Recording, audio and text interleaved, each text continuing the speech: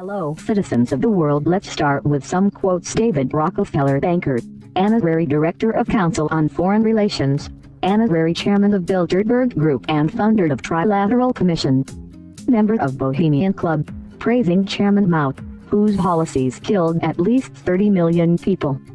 Every one of you who gets to survive has to bury 9. From John P. Holdren, Obama science advisor. Adding a sterilant to drinking water or staple foods is a suggestion that seems to horrify people more than most proposals for involuntary fertility control. Indeed, it has been concluded that compulsory population control laws, even including laws requiring compulsory abortion, could be sustained under the existing constitution if a population crisis became sufficiently severe to endanger the society. Perhaps those agencies, combined with UNEP and the United Nations population agencies, might eventually be developed into a planetary regime, sort of an international superagency for population, resources, and environment.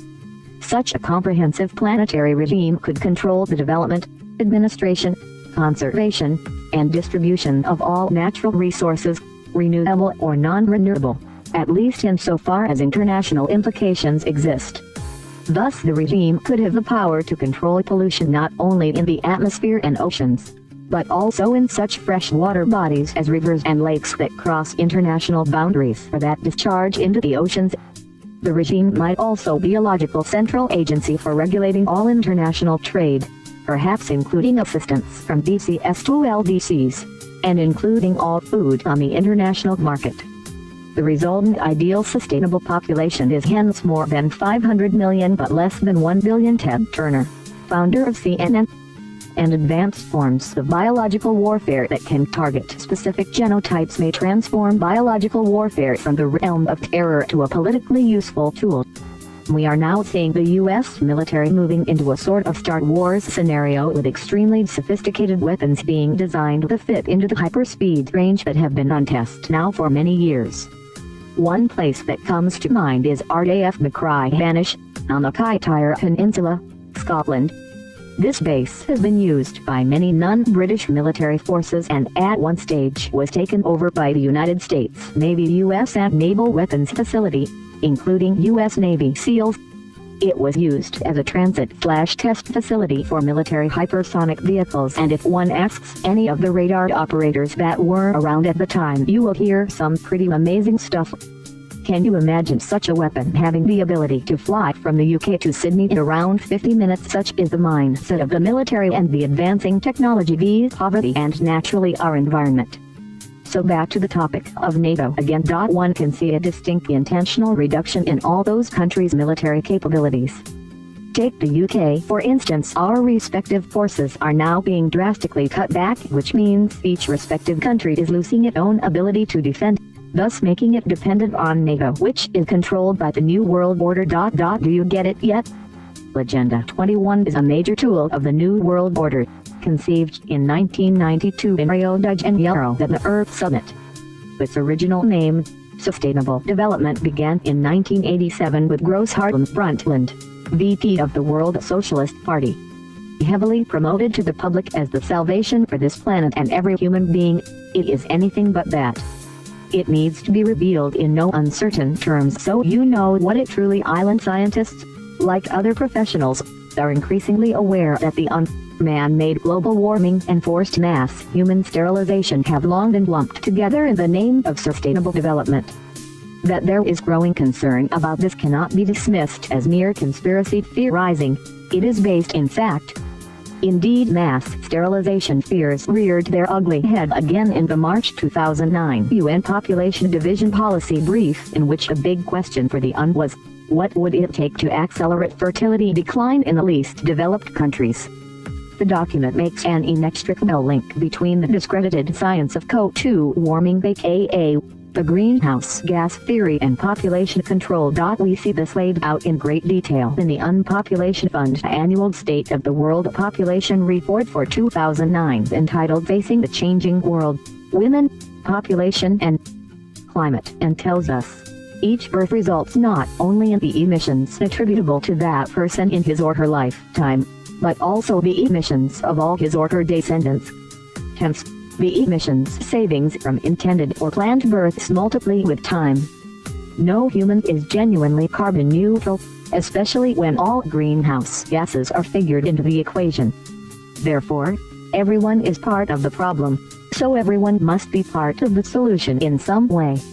Strong family planning programs are in the interests of all countries for greenhouse gas concerns as well as for broader welfare concerns. So they're basically saying we can't have kids because they cause too much greenhouse gases, yet they allow massive factories to dump all their shit in the air. Not that I believe in it in the first place, but if it was real, wouldn't that be more to blame? There is still a large portion of the population that would deny the idea that our government is ethically corrupt and that events such as 9/11 were strategically planned out beforehand.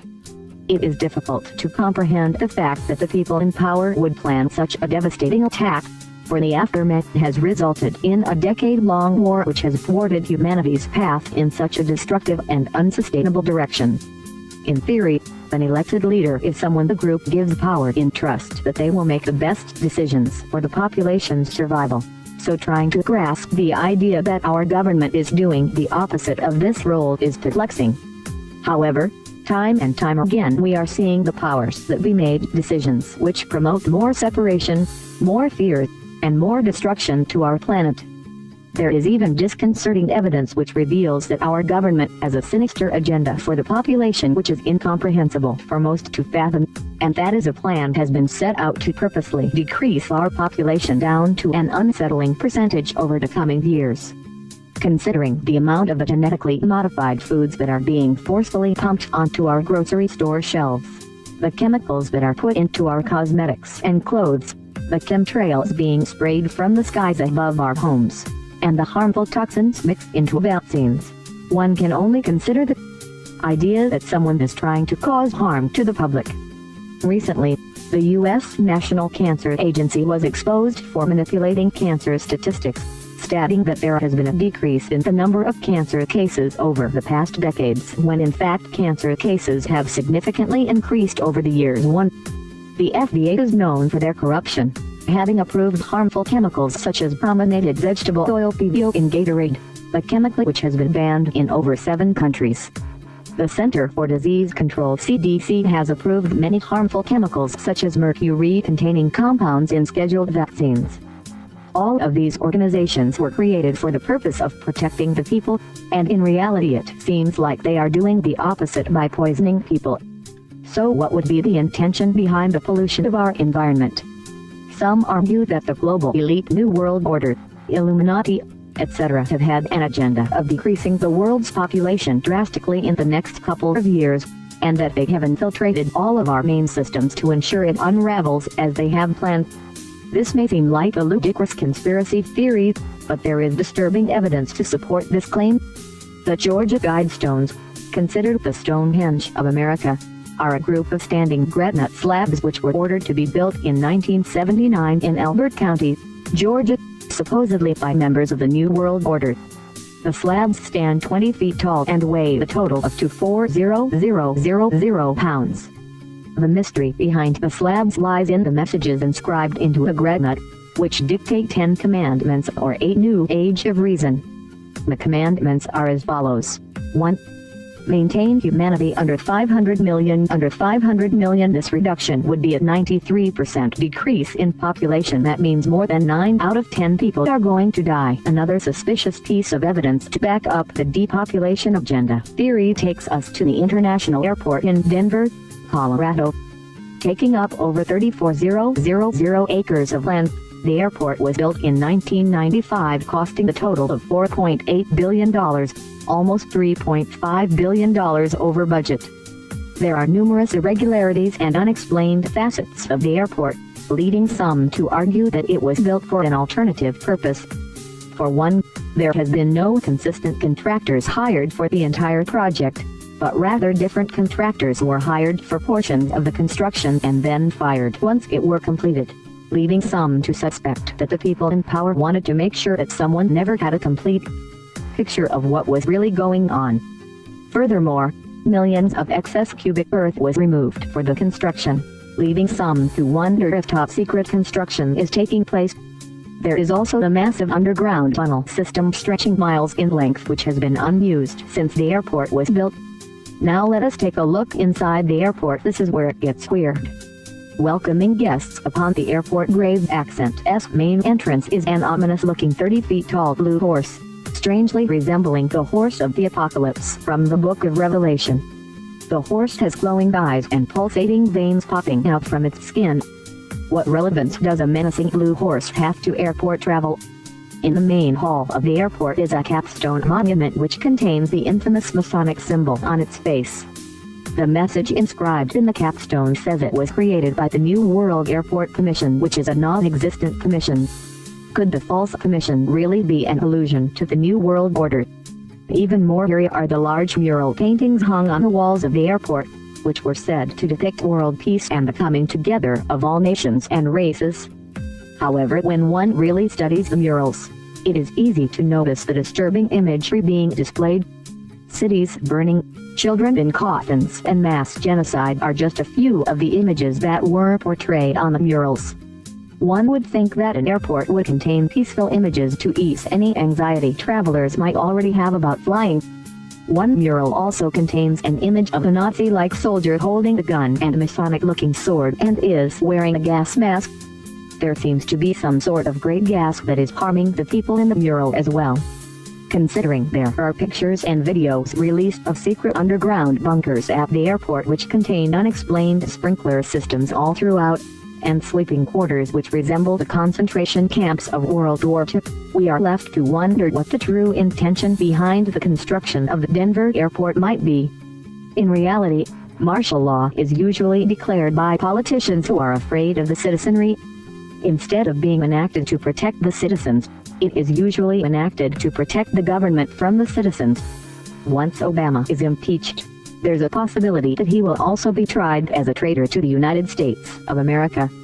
Many people have been speaking out about this, including some on the halls of government. Obama the narcissist can't afford to let that happen. Being convicted of treason would not only stop his liberal agenda, but would also put him in jail for the rest of his life. Obama has relieved almost 200 top commanders in our military forces, in an effort to make the country's military loyal to him and his liberal vision for America. He has quietly asked members of the military to swear a personal oath of loyalty to him. In addition, he has emasculated the military, giving control to minorities which, just as in the rest of society, are receiving preferential treatment in our armed forces, while true heroes are being stripped of their rights. But the military isn't Obama's ace in the hole, the Department of Homeland Security is.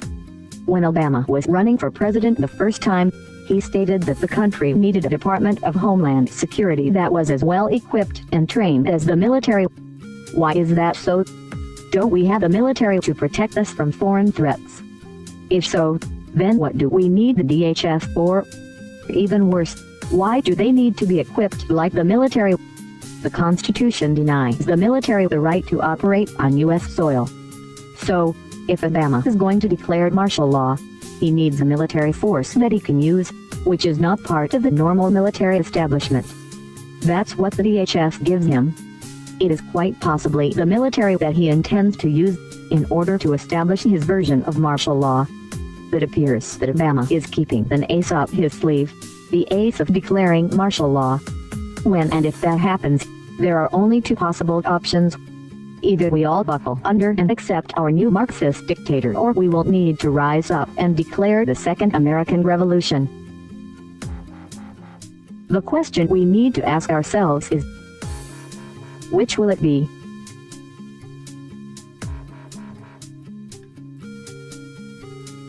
Every one of you who gets to survive has to bury 9.